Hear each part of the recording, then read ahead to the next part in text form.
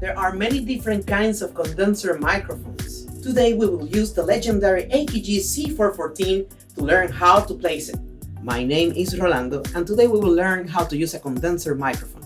The condenser mic basic parts are the diaphragm, the button selector, and the XLR male output. Some mics will have a dB attenuator and high-pass filter selector. This is called a choke mount. First, hold and secure the microphone to a mic stand by turning the stand piece, not the microphone. This is to prevent the mic falling to the floor. Connect the female XLR side to the mic and make sure you hear or feel a click. Connect the male XLR side to the audio interface or snake. With the volume at 0, turn on the 48-volt phantom power. The condenser mic will not work without it. Now you're ready to use a condenser mic. Thank you for watching. Follow us for more home recording videos. Until next time.